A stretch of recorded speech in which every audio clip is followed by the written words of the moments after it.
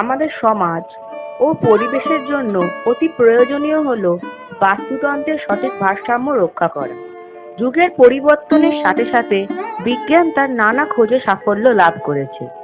অনেক নতুন নতুন জিনিস আবিষ্কারের ফলে মানুষ অনেক স্বাচ্ছন্দ্যপূর্ণ ও আরামদায়ক জীবনযাপন করছে। বিজ্ঞানের আশীর্বাদ ও অভিশাপ দুটো দিকই কিন্তু লক্ষণীয়। আমাদের মানুষদেরকে আজ বুঝতে হবে কোনটা গ্রহণযোগ্য বা কোনটা বর্জনীয়। এমন অনেক জিনিস বা বস্তু আমরা ব্যবহার করি যা একেবারেই প্রকৃতি বিরোধী। প্রকৃতির বিরোধী হলে প্রকৃতি তার ধ্বংসলীলা দেখায় আমাদের শিক্ষার জন্য। গত 1 বছর আগে কেদারনাথের ভয়াবহ ধ্বংসলীলাই হলো এর জ্বলন্ত দৃষ্টান্ত। এবার প্রচুর ছুটিতে কি করা যায় বলতো?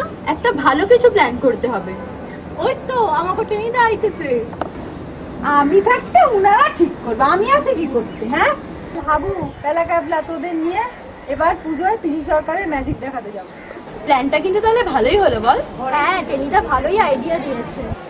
জানস আমাকে সার্কাস দেখার প্রোগ্রাম মনে হয় ক্যান্সেল করতে হইব। কেন রে, কি হয়েছে? সব তো ঠিকই আছে তাহলে। আরে টেনিদার তো দিন দুইয়া ধইয়া জ্বর, তার মধ্যে এই নিম্নে চাপ, চারিদিকে জল জমছে। তাইলে জ্বর যদি না কমে, চারিদিকে যেভাবে ডেঙ্গু হচ্ছে, ম্যালেরিয়া হচ্ছে, কি জানি। চল না সবাই মিলে একটু টেনিদাকে দেখে আসি। হ্যাঁ চল চল। কি গো টেনিদা?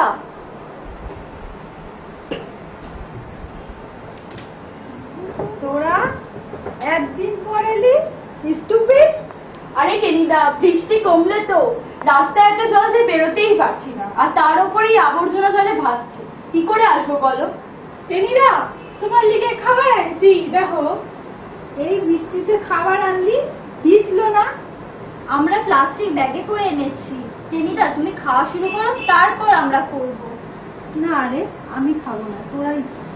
কি হয়েছে রে, এত অন্যমনস্ক কেন? জানোস, পাশের বাড়ির মিতার ডেঙ্গু ধরা পড়ছে। আজ হাসপাতালে দিতে হলো মাইয়াডারে। আর হইব নাই বা কেন? বৃষ্টি থামলেও তো জল সরানোর নাম নাই।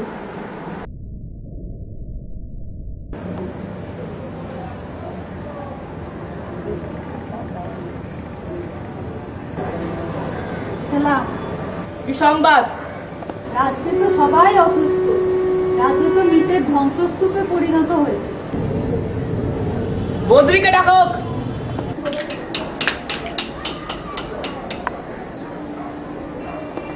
তোমার সময় আর কদিন যেন বদ্রী? 3 দিন। কি রাজ্য জয় করবো বদ্রী? রাজ্যের মানুষ তো মৃত্যুর সঙ্গে লড়াই করছে, মৃত্যুর সঙ্গে। তোমার কাছে কোনো উপায় আছে বদ্রী? আছে? বলো বলো বদ্রী, কি উপায়, কি উপায়? ও, সেই রাজ্যের বজ্র পদার্থ নির্দিষ্ট জায়গায় ফেলতে হবে। আর ও, সেই রাজ্যে প্লাস্টিকের ব্যবহার বন্ধ করতে হবে এবং তার পরিবর্তে কাগজের ব্যবহার করতে হবে। এবং ও, প্লাস্টিক গলে না এবং কাগজ গলে। ও, প্লাস্টিককে পোড়ালে সেটি কার্বন মনোঅক্সাইড উৎপন্ন করে পরিবেশ দূষিত করে। আর ও, আমরা এর প্রতিকার করতে পারি, কিন্তু তার জন্য আমাদের সচেতন হতে হবে। আমাদের সবাইকে বোঝাতে হবে যে নির্দিষ্ট স্থানে গৃহস্থালী, কর্মক্ষেত্র ও বাজারের আবর্জনা ফেলতে হবে। প্লাস্টিক বা প্লাস্টিক জাতীয় বস্তুর ব্যবহার কমাতে হবে এবং লক্ষ্য রাখতে হবে যে কর্পোরেশন বা পুরসভার লোকেরা যাতে সেগুলো নির্দিষ্ট সময় সরিয়ে নিয়ে অন্যত্র রাখে। আমাদের লক্ষ্য রাখতে হবে বৃষ্টির জল যেন কোথাও জমে না থাকে বা কোনো জল খোলা বা অঢাকা অবস্থায় না থাকে। পরিষ্কার জলে কিন্তু অ্যানোফিলিক্স মশা ডিম পাড়ে, যা ডেঙ্গু, ম্যালেরিয়া এই জীবাণু বহন করে। ডাবের খোলা, প্লাস্টিকের বোতল, এমনি প্লাস্টিক পলিপ্যাক, টিন ভাঙা, মাটির ভাঁড় এই জাতীয় বর্জ্য পদার্থগুলিকে আমাদের নির্দিষ্ট স্থানে সঠিকভাবে রাখতে হবে। কলকাতা শহরের সুন্দর পরিবেশ ও সুস্থ জীবন আজ আমাদের দায়িত্ব। আমাদের সকলের সচেতনতাই আনবে এই কাজে সাফল্য।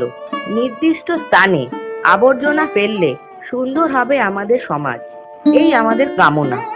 যত্র আবর্জনা ফেললে নালা, পুকুর, নদী, সমুদ্র, পরিবেশের সব হবে বিপন্ন, মৃত্যু হবে অনিবার্য। আমরা করব জয়, আমরা করব জয়, আমরা করব জয় নিশ্চয়।